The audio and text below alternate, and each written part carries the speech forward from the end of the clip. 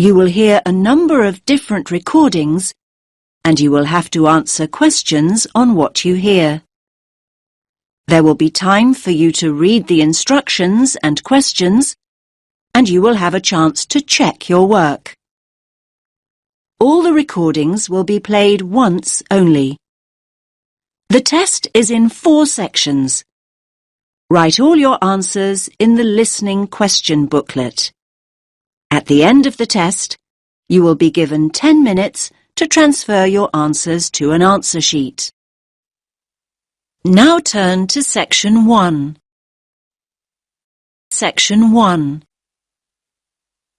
You will hear 2 students talking about libraries.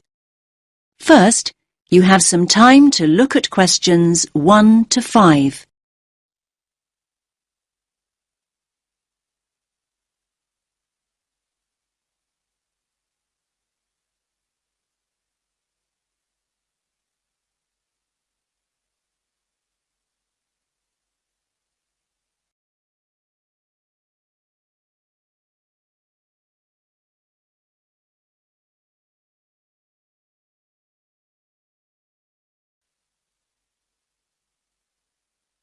Listen carefully to the first part of the conversation and answer questions 1 to 5.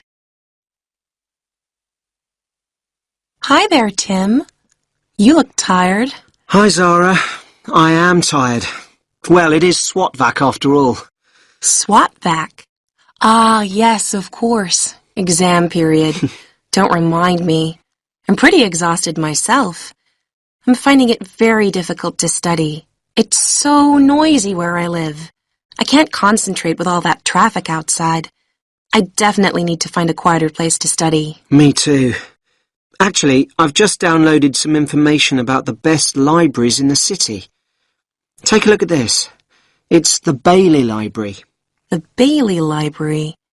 Isn't that the really old library on Parkville campus? Yeah, that's the one. It's the oldest in the city. And it says here that it's really popular with students. Popular with students? That means it's noisy and crowded. Okay. I see what you mean. But we could try to get there early to make sure we get good seats and a large desk to work at.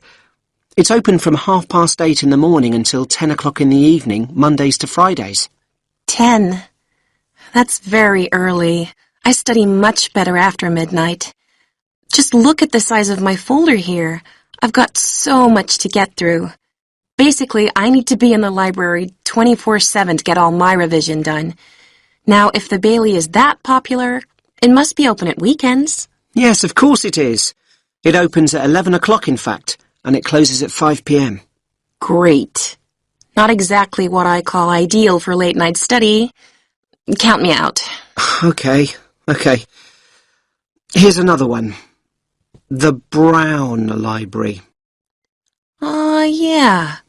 I think I've gone past it a couple of times. It's close to Stratton Street, right? Yes, Stratton Street and Royal Parade. Royal Parade? Well, that's convenient for me. My apartment's just a few minutes' walk from there. When's it open? Well, it says here it opens at 7 in the morning, and you'll be pleased to hear that it closes well after midnight, 2 a.m. in fact. And we can go there any day of the week.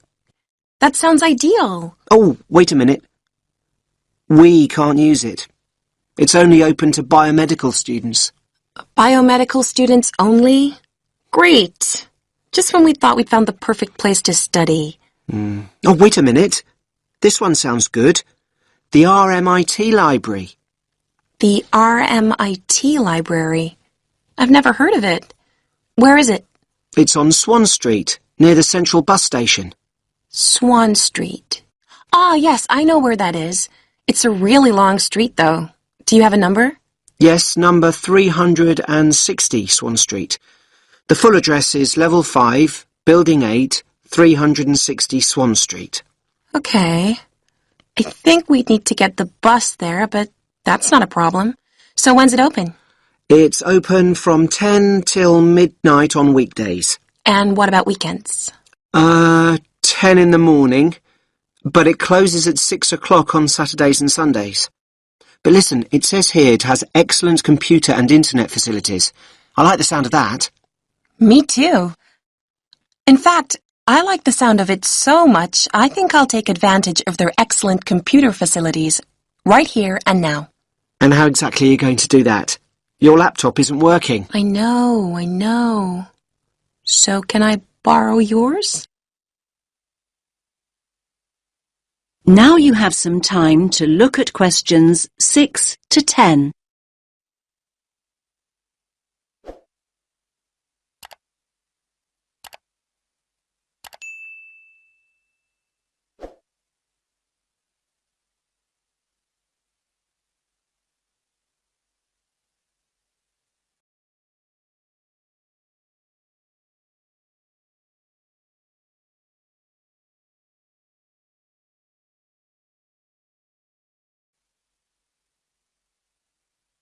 Now listen to the rest of the conversation and answer questions 6 to 10. OK, here's the RMIT Library website.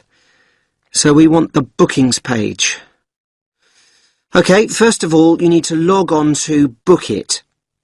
Book it? Yeah, that's it, Book It. Okay.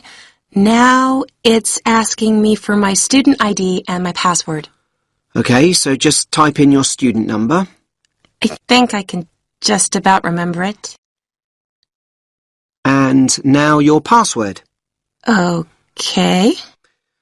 So next, you need to choose the resource type you want to book. That's easy. A PC. So now what you need to do is click on Location. Location. Okay.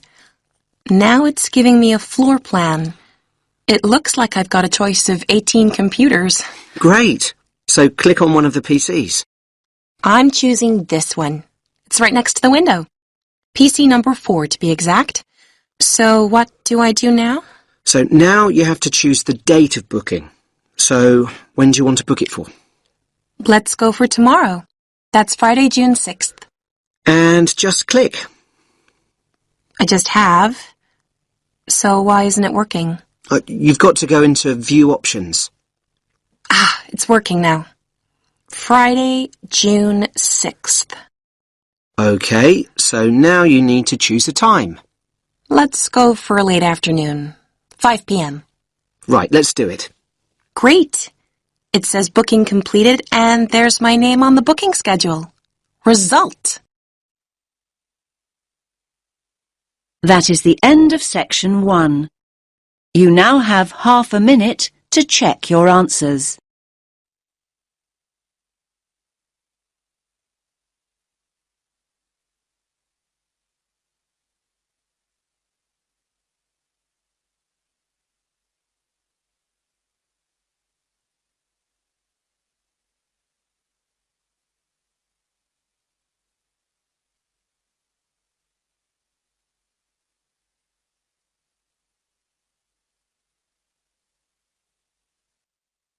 Now turn to section 2.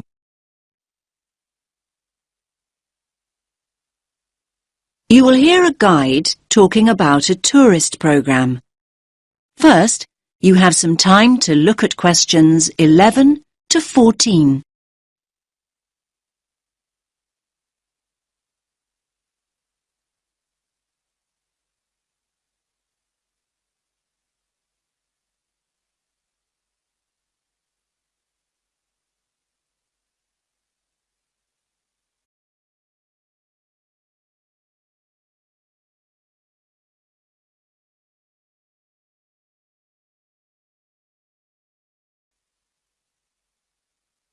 Listen carefully to the first part of the talk and answer questions 11 to 14.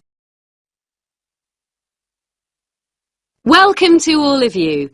Can everyone see me and hear me? Good. My name's Kathy, and I'm here to tell you about the special programme of events going on here at the Royal Observatory. Yes, it's Doors Open Day here in Edinburgh, and we're delighted that you have chosen to make this very special building part of your own Open Doors Day experience.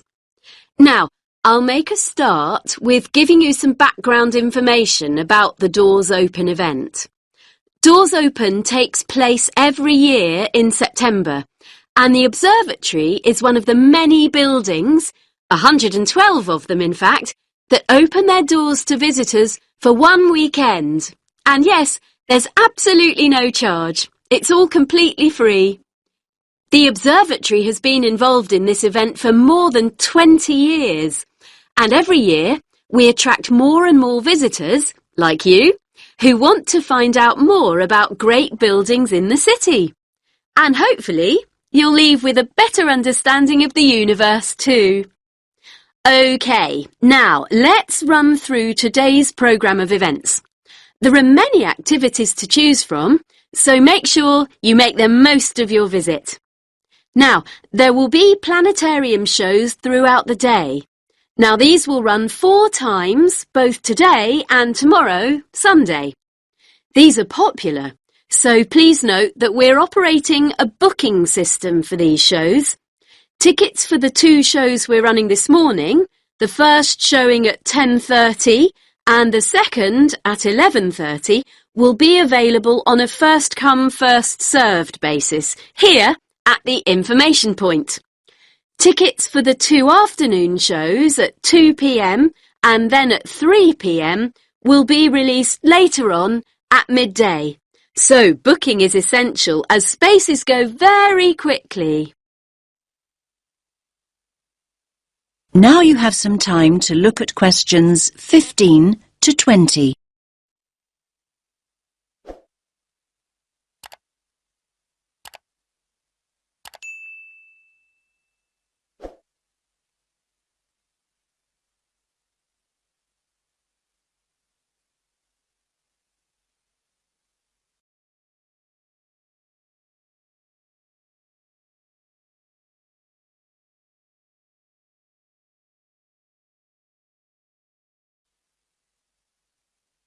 Now listen to the next part of the talk and answer questions 15 to 20.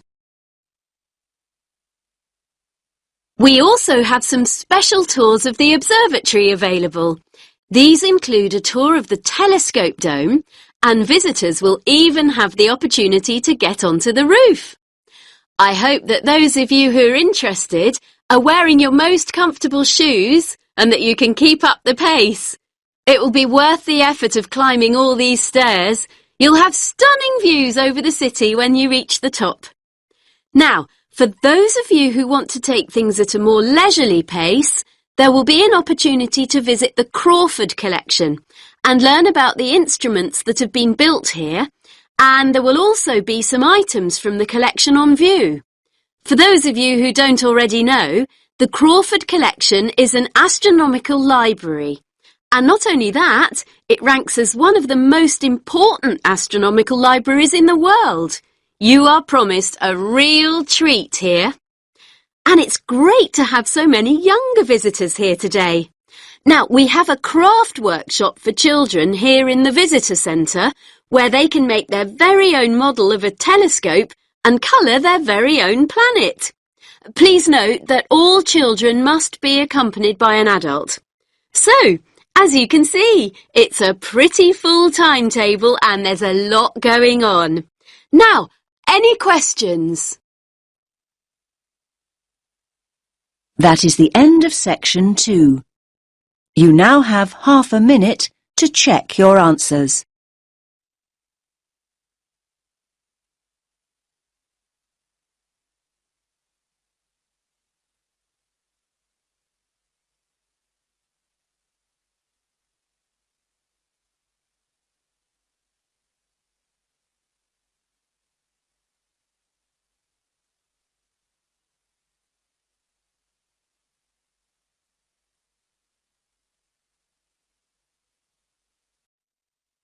Now turn to section 3.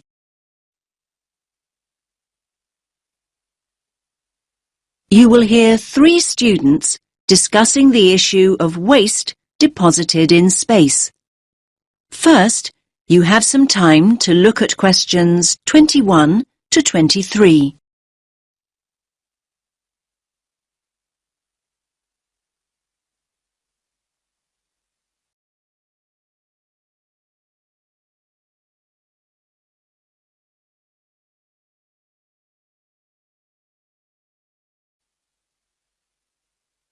Listen carefully to the first part of the discussion and answer questions 21 to 23. Hey, did you manage to go to the talk by Dr. Chadwick this morning, Andy? I was there. What happened to you, Sam? My bike had a puncture. Seriously. Anyway, Ruth, I bet you took some notes. Can you fill me in? Sure. It was all about space junk. Really interesting, actually. I mean, I knew about how much rubbish humans are dumping here on planet Earth, but I had no idea how much junk there is flying around in space. Did you know that there are literally millions of pieces of rubbish orbiting the Earth as we speak? Not until now, I didn't. They reckon that around 100 tons of very small objects, like mainly dust, drops on Earth every single day. Yes, that's what she said. I thought space junk was all man-made. I can't believe they know so accurately how much is actually out there. Do they track and monitor it all the time? Yeah, they do. According to the talk, there are nearly 25,000 objects, larger than 10 centimetres in diameter, now orbiting the Earth. And what does all this space junk consist of?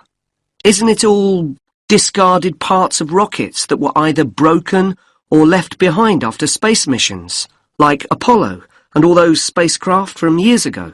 Well, yes, but not only that. All other kinds of debris that we've dumped in space too. Anything from dead satellites to loose metal screws.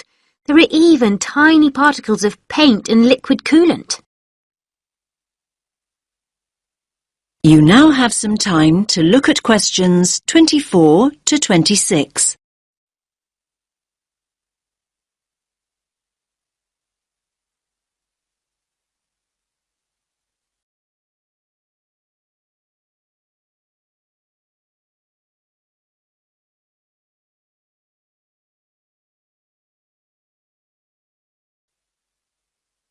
Now listen to the next part of the discussion and answer questions 24 to 26. So who is to blame for depositing all this rubbish? Where does it come from? Well, I knew you were going to ask me that, Sam. So, hang on. You can take some of my notes if you like. Thanks a lot. That's really helpful. Here, look. Over a third, 37% to be exact, comes from Russia. But other countries are close behind. Another third, well, just under actually, 29% is from America, and then 28% is from China. Yes, but other countries, like India, are adding to the rubbish pile. And don't forget the European Space Agency also has spacecraft in orbit. That's true. We're talking serious space junk here. Pretty serious, I'd say. So come on, what do you think are the chances of something solid dropping from space onto our heads? Good question. Everyone asked that. Dr. Chadwick said at least one piece of junk falls to Earth every single day. But look at it this way. Earth is a pretty big place, so actually the statistical chances of being hit are extremely low. You now have some time to look at questions 27 to 30.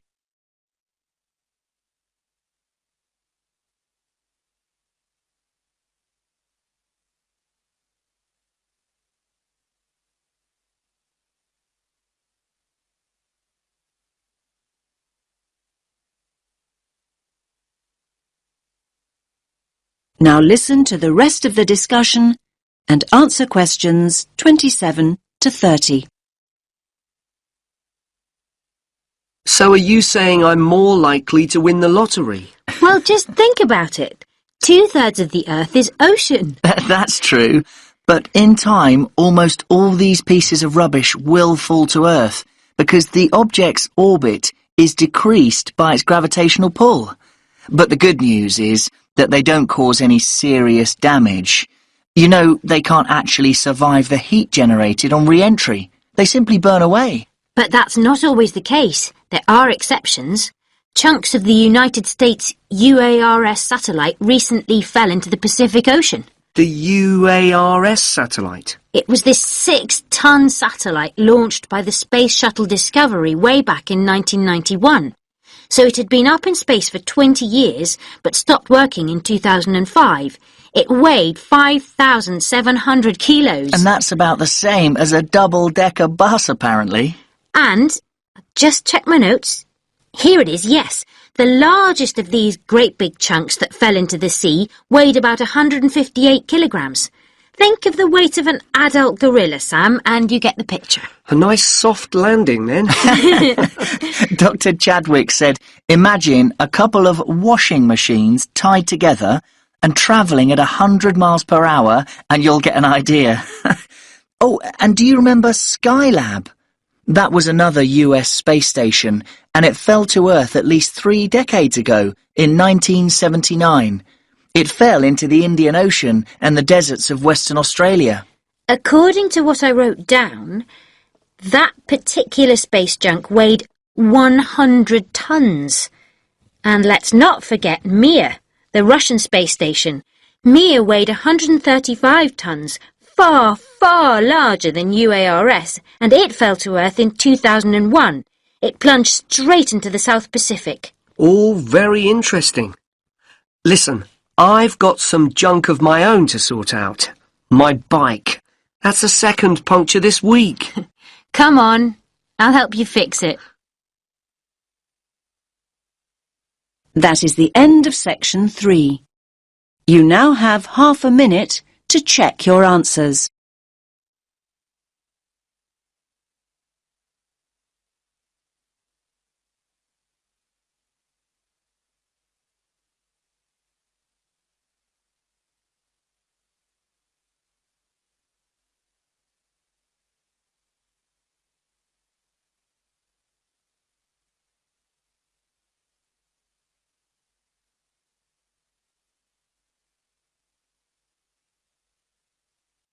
Now turn to section 4.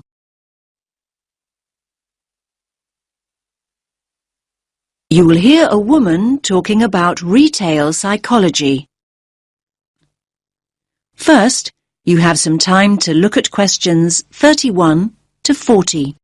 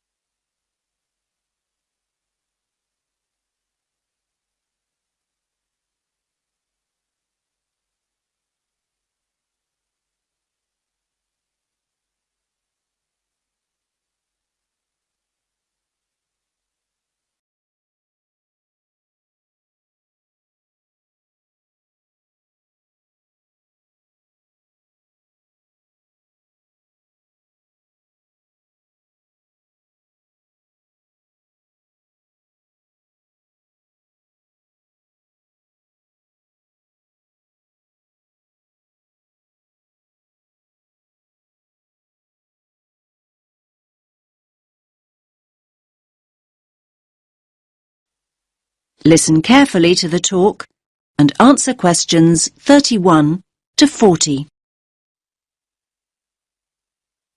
Hello everyone. Let's get started on the final lecture in our module on retail psychology. Today we're going to focus on supermarket layouts and how retailers display their products to encourage us as customers to spend as much of our money as possible. It's an interesting topic. Now, most of us don't actually realise that the layout is deliberately designed to make us part with our money. But in fact, millions of pounds are spent on research into the psychology of shoppers and what motivates us to buy. So, let's have a look at an actual supermarket layout. Now, here's the entrance to the store, just here.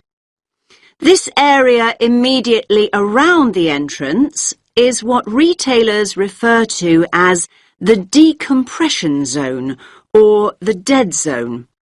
This is where the customers recover from the environment outside. And by that I mean this is where they adjust. For example, the place where they might put their keys in their pockets or take off their sunglasses. these kinds of things. So, what do you notice about this area? It's very empty, isn't it? Yes, it's pretty much clear of stock altogether.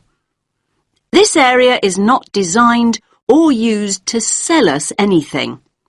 Basically, the supermarkets never put any merchandise here because they know that no one's ready to buy yet. However, the retailers want their customers to feel comfortable. If they're in a relaxed state of mind, they're much more likely to stay longer and spend money. Now, let's look back at the entrance again. Now, it's interesting, but we know that 3/4 of us look right, not left, when we go into a supermarket. So, 75% of people. This gives the supermarkets a great opportunity to hit us with promotions and offers. So, near the front door, you might also find what we call the dwell zone. The dwell zone is the area on the right-hand side by the front door where you are encouraged to relax and browse. You will usually find newspapers and flowers here to help you do exactly that. Moving on from the dwell zone, we come to the power aisle. Basically, it's the main route customers return to after venturing into nearby aisles. And so this is the area of the supermarket where the strongest offers are displayed. So you might see a sign that reads barbecue time, and you'll see all the items you could possibly need for a barbecue. The charcoal, the sauces, the skewers and the drinks, everything you need, all in one place. Were you planning a barbecue before you went shopping? Do you even have a garden? Yes, the power aisle has a very powerful effect on sales, even though most of us don't even realize we are being sold to here.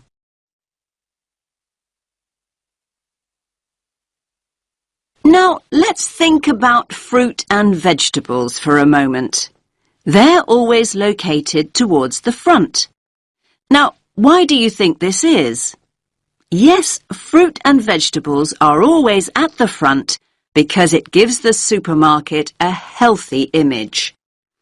And let's think back to flowers and newspapers. We talked about both these items earlier. And yes, they're displayed near the front on the right. Now, they're known as distress goods. Why's that? Well, these are the goods that we often buy in a hurry or on impulse. In other words, these are the items we didn't actually intend to buy at all. But the supermarkets want us to put them in our trolleys even before we start our proper shopping. Now, what about everyday items like bread or milk or cereals? They're always placed right at the back of the supermarket. Yes, in this area here. Again, this is a deliberate strategy by the supermarkets. Basically, they want us to walk through the whole store to get them in the hope we will buy other things on the way. That's why items like these are often called destination goods. Now, where products are placed on the shelves makes a real difference. We read shelves a bit like we read a book. Our eyes go from left to right. And they want you to focus on the more expensive items, so they place them at eye level. It's often quite hard to spot items like cheap tinned food. Why is that? Well, they're normally placed very low on the shelves. Basically, the supermarkets don't want the cheapest products to be the ones you see first. Finally, let's have a look at the checkout area here. Now, we all know that sweets are deliberately placed within the reach of children at the checkout. But all kinds of things are displayed at checkouts these days. In fact, supermarkets can change what's on offer almost by the hour. It's a quick and easy way for them to rotate their stock. So, if the sun comes out, the checkout is an ideal place to display sunglasses. And if it rains, umbrellas can be placed there instead. Now, does anyone have any questions? That is the end of section 4. You now have half a minute to check your answers.